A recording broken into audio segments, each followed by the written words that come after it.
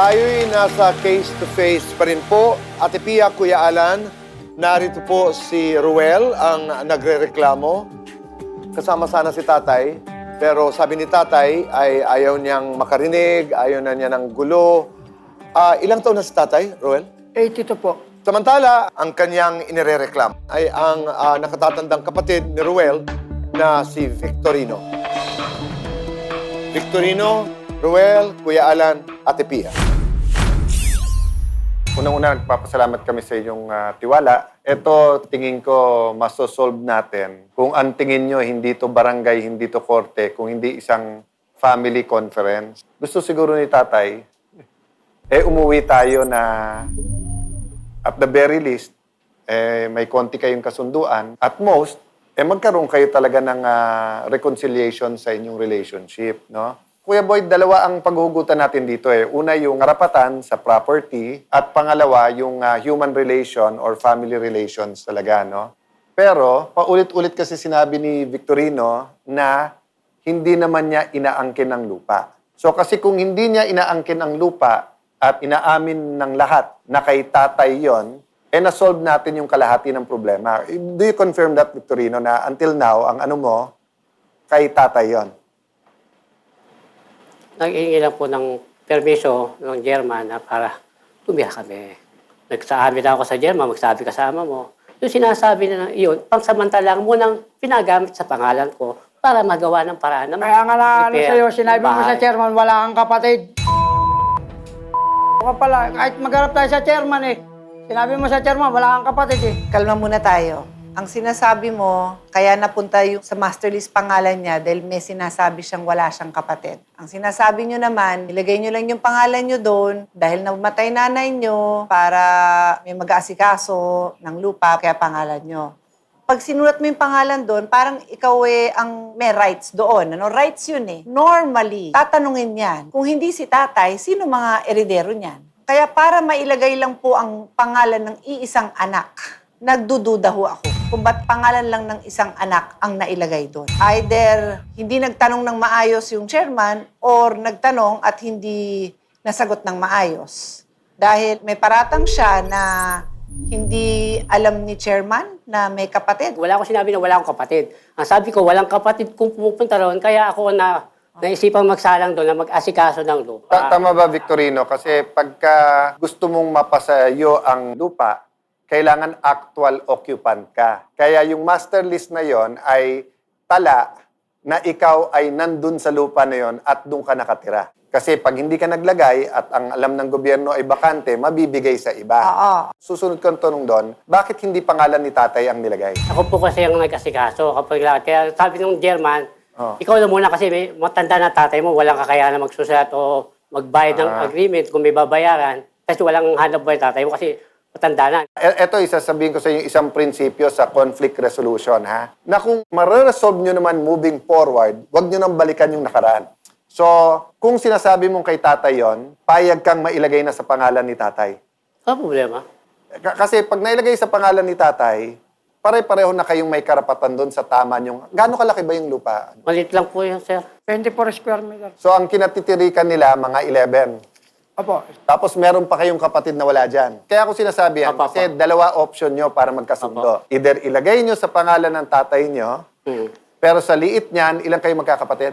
7. Ito po. So, ang problema kasi kung ilalagay sa pangalan ni tatay, magulo pa yan later on dahil 7 kayo. So, ilan kayong magkakapatid dyan? Doon sa lote yung 24 square Tatlo lang meter. Yung bang 4 yung kapatid naghahabol din doon o pinaubaya na sa inyo? Pinaubayan na po. Oh.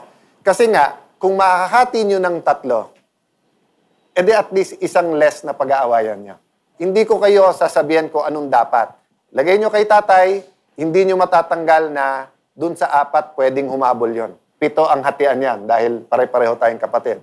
Pagka nawala yung isang kapatid, yung anak niya, paano mo naman hahatiin ang 24 square meter sa 7? Wala pang 4 na square meter. So yun yung dalawang pwede nyong gawin na sana makatulong kami. Either ilagay sa pangalan ng tatay o maghati na kayo. Ang gusto ko sana, kung wala na talaga ding habol naman yung mga iba niyong kapatid, isang kasulatan na yan. Sinasabi nila doon na ako walang hinahabol. Pirma, kapatid 1, kapatid 2, kapatid 3, kapatid 4. Wala kaming hinahabol.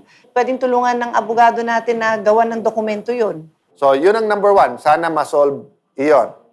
Sa mahinahon na paraan. Kasi sabi mo, Ruel, problema, Mrs. ni Victorino. Sabi, hindi. Ang problema din, Mrs. Moren. Paano natin ayusin yon? Ito po kasi Kuya Alan, sabi po ng misis ko, lipat na lang tayo. Kasi kung dito ako, lagi ako may-stroke ako.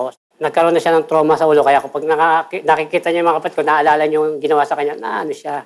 Ano bang ginawa sa kanya? Yung mga panila na, yan, mamamatay na yan. Mamasakrin natin yan. Tapos tatagayin ko yan, babasagin ko bungo. Siyempre, iba sa tao. Okay. Ruel, kahit nanay ko at ate ko yun ang sinasabi sa amin lahat na lalaki. Sabi sa amin, ingat kayo paano nyo kausapi asawa nyo. Kasi minsan sa lalaki, bitaw lang. Pero sa babae, nag-e-echo yun. So minsan lalaki, pag nag-sorry na, sa asawa, sorry na, sabi ko yan. Pero sa babae, nag-e-echo. Natro-trauma din yun.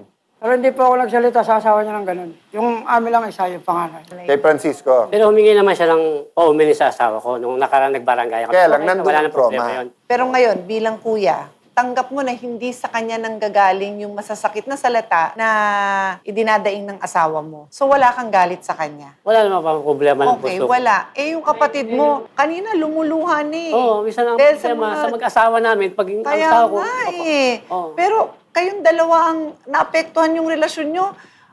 Hanga ako sa pagmamahal nyo sa tatay nyo. Parehong lumabas sa bibig nila yung tatay namin, alagaan. Para sa akin, maliwanag na wala kang galit sa kapatid mong bata. Kung may nagkamali man, yung isa nyo pang kapatid pa pala, edi mag-ayos na kayo ngayon pa lang. Nabawasan na ng dalawang sakit ng ulo ang tatay nyo. Hindi kayo iiyak ng ganito kung di kayo nagmamahalan. Ruel, gusto nyo bang magkaayos kayo ni Victorino? Victorino, gusto mo naman magkaayos kayo ni Ruel? Huwag muna si Francisco. Walang problema yun, sir.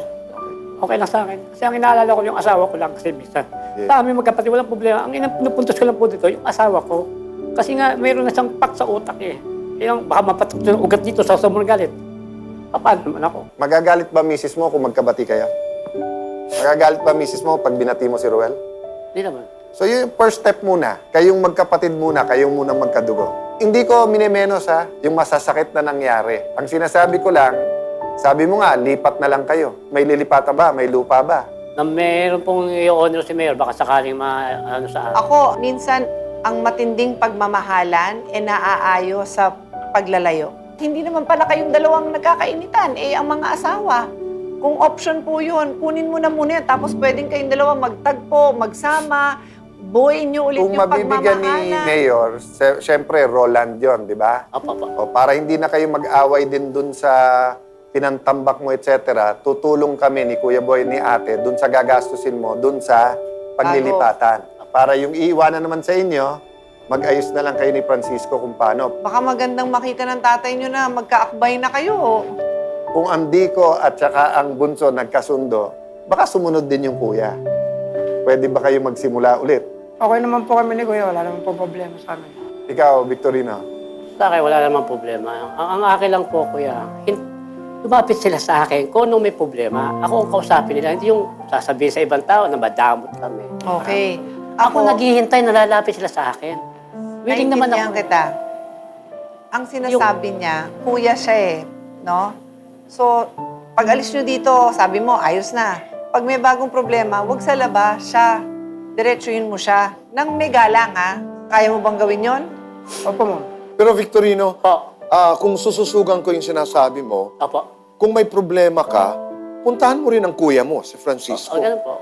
para magkaayos-ayos kayo. Kasi baka yung nararamdaman mo kay Ruel, yun ang nararamdaman naman ni Francisco sa'yo. So, baka naman pwede kayo, magkamayan man lang kayo. Ruel, ni kuya mo. Oh.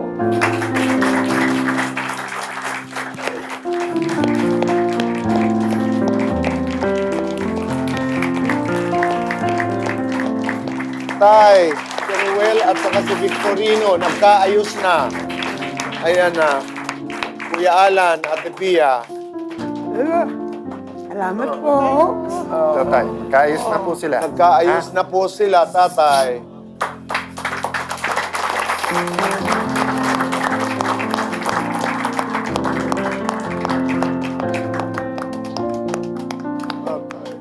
Nandito si Francisco. Dito ka. Oh. So si Francisco ang pinakakuya. Narinig mo yung nangyari? para may peace na sa pamilya, naghahanap na ng lupa si Victorino. Kami natutulong sa kanya dun sa, kasi may napundar siya dun sa inyo ngayon di ba? Papanambak, paganda ng bahay. Pero siya naman, para tulong na rin sa inyo, iwanan yon. Pero sinabi namin kay Victorino, na gusto naman niya, lumapit sa kanya si Ruel. Sabi niya, baka naman yung kuya niyo, gusto naman, lumapit din kayo sa kanya. So, pagkakataon mo to, Francisco, baka may gusto ka rin sabihin sa mga kapatid mo at kay tatay. Kahit po maayos, okay po sa akin yung masaya na rin ako. O tayo ko naman magkaaway-away magkakapatid. Kadugo ko po yan May konting kahit, pero pagmamahal, andun pa rin. Tatay, ano ang nais niyo pong sabihin? Ngayong nagkakasundo-sundo na po ang inyong mga anak. Okay lang kuya, walang problema. Okay. Victorino, baka naman narinig mo nang mahal ka naman ng kuya mo. Kamayan mo na rin kuya mo para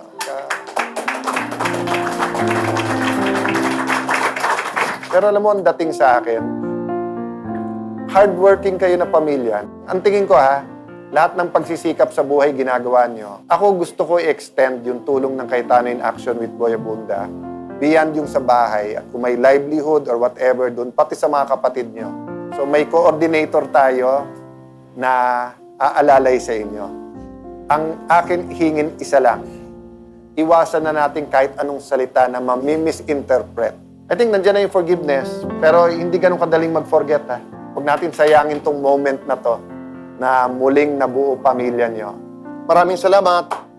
Yan po ang tulong na maibibigay sa inyo ng Cayetano in Action with BA.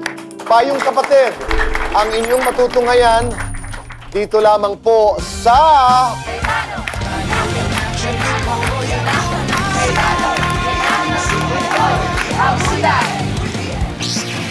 Matapos tayong paiyakin ng pamilya ni Dios nang sila'y magkaayos, binisita sila ng Cayetano in Action with Boy Abunda. Nakatanggap si Tatay Rogelio ng putson para mas komportable ang kanyang kalagayan. Samantalang si Roel naman ay nabigyan ng grinder na makakatulong sa sideline niya sa construction. Naiabot din ng pangakong tulong pangkabuhayan kina Roel at Victorino. Sa ngayon, hinihintay na lang ng formal na awarding ng LGU ng Marikina sa lilipatang lupa ni Victorino. Siniguro ng team ni Kuya Alan na susuportahan siya sa pag-aayos ng bahay na lilipatan. Maraming salamat po sa Cayetano in Action with Boy Abunda.